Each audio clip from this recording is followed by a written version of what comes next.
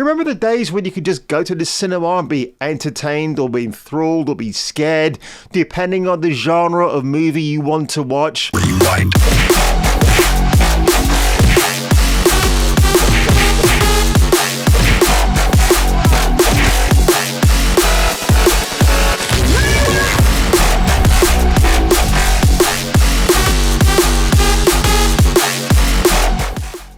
Well, ladies and gents, we have reached a juncture here in the world of pop culture where The Woman King, that much celebrated film written by two white chicks, I know I'm not talking about Damon and Marlon Wayans, I'm talking about, of course, Maria Bello, yes, her, and Dana Stevens. I should get to those two ladies later on, but over the weekend, The Lion King, I keep calling The Lion King, The Woman King, or well, actually, The Woman Lion King, might have had a nice ring to it actually.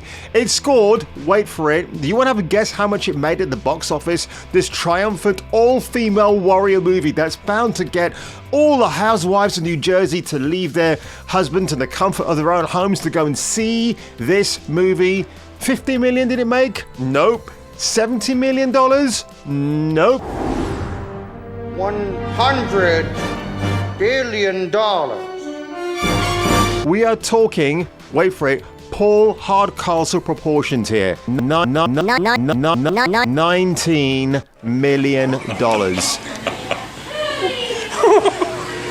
Are you making fun of me?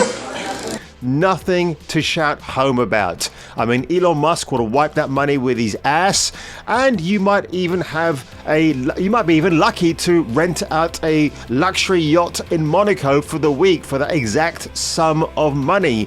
But here we are, folks. You've got cringe headlines like The Woman King's Viola Davis.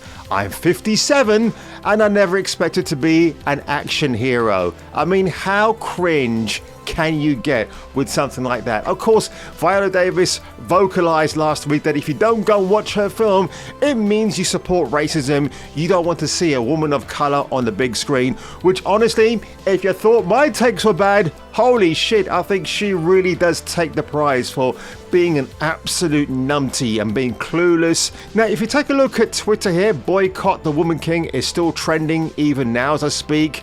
This person here says, Nas, who's actually been posting quite a lot of things to do with this film on his page. Remember how Viola Davis made a tweet praising Queen Elizabeth II? And of course, if you just jump into the thread very quickly, Her Majesty dedicated her life to service to her country and the Commonwealth with grace. With grace, she has started her next journey.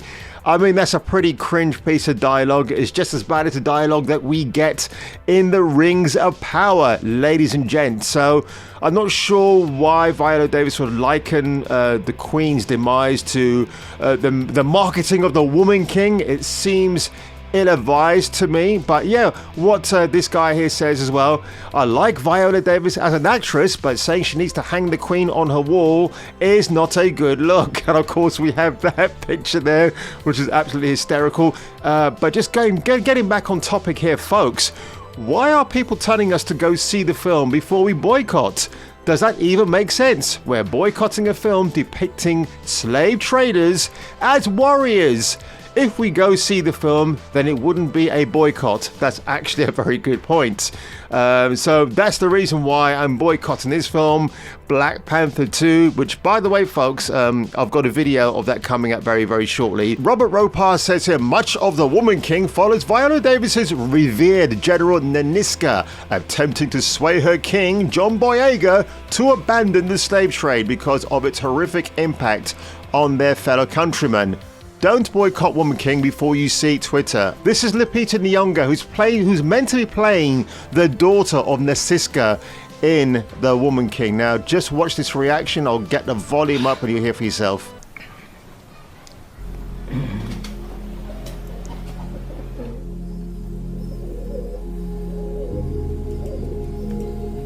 Martine's great-grandmother Yaga was enslaved, but remained on African soil.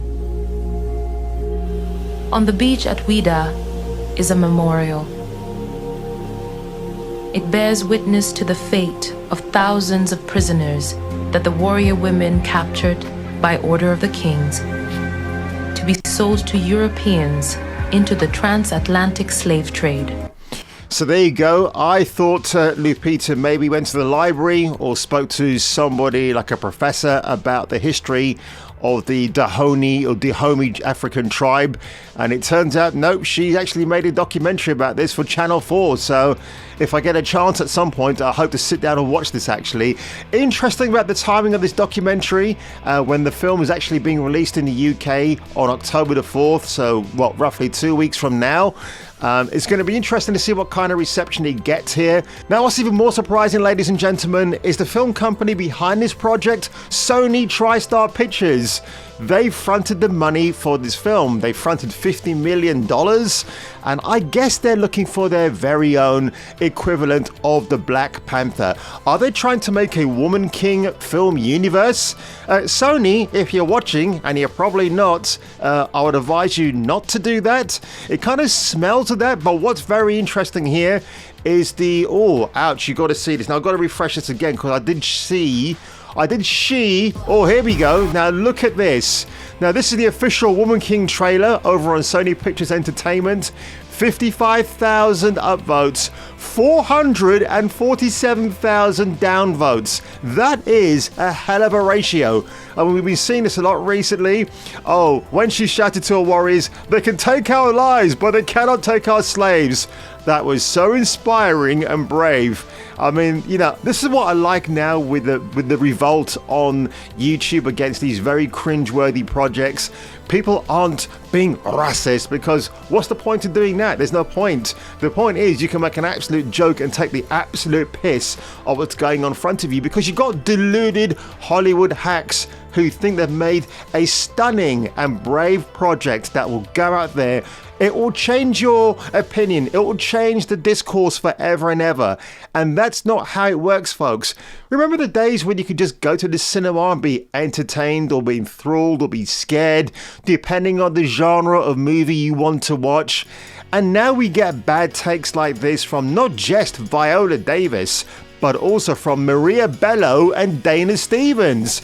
Now, to begin with the latter, Dana Stevens has been a long esteemed film screenwriter, and she's been involved in many things, but also notably one of the franchises she potentially ruined was No Time to Die. Yes, Mr. Bond himself. She was brought in to help Phoebe Waller-Bridge to, refine that script, because we can't see half an hour of Ana de Armas in sexy outfits, jibbing and jiving with James Bond. No, just give her 10 minutes in a black evening dress. And to be honest, you know what? I think Ana de Armas wasn't happy about that. She was happy to be reunited with her co-star, Daniel Craig, once again, because they'd worked before on Knives Out. But the fact that she was brought in just for this 10-minute scene, and ironically, a lot of critics were saying, why was she only in the film for such a short amount of time? The reason being, folks, you've got to avert the male gaze. You can't have a sexy, gorgeous woman like Ana de Armas in outfits like that, because it's sending out a bad message. But it's okay to have an annoying bint like Lashana Lynch trying to think she's the first black female James Bond when Bond is actually a white male. But hey, that's neither here or there, folks. I'm a big James Bond fan, so I do get upset about things like this. And yes, I made a cringe video over 2 years ago saying who I think should be the next James Bond, and of course that's probably a mistake to have made. But hey, it's back in the time I was just experimenting, so I didn't know what was actually going on with the whole algorithmic stuff of YouTube. YouTube keeps feeding you very fake information. But I will say that the backlash against the Woman King has been hilarious. The takes that you get from Viola Davis about being an action hero, please give me a break, love. Just keep taking the funny pills. Maria Bello, she's been involved with this too as one of the main lead screenwriters, which it baffles my mind.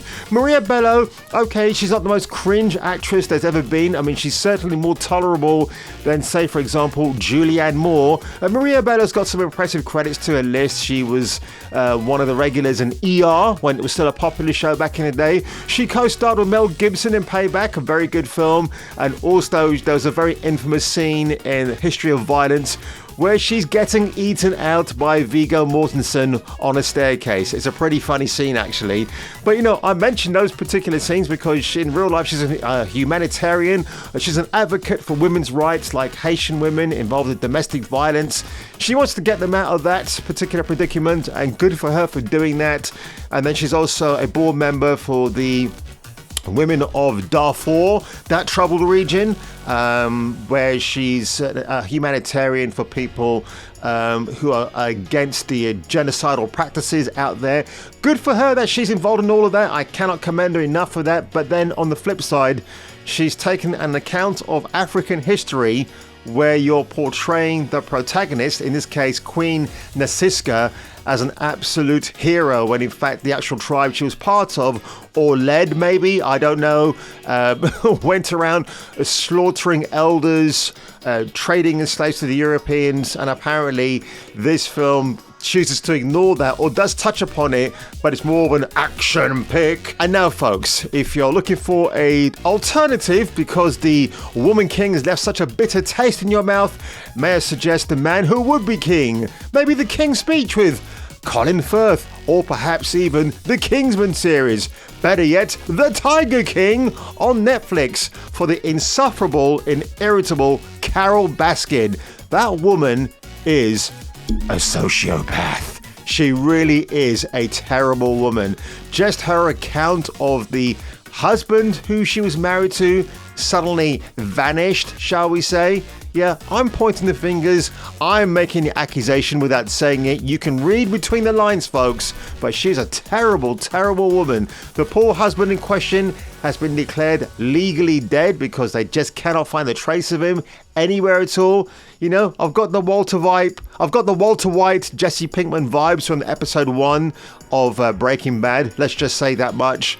But holy hell, man, it's a very deluded and enjoyable time in Hollywood right now, where studios are making slow changes, but you know, when you see the triumphant chest beating of the Woman King, and it's absolutely garbage and cringe, isn't it? It's the sort of thing that I'm not going to support. Why would I?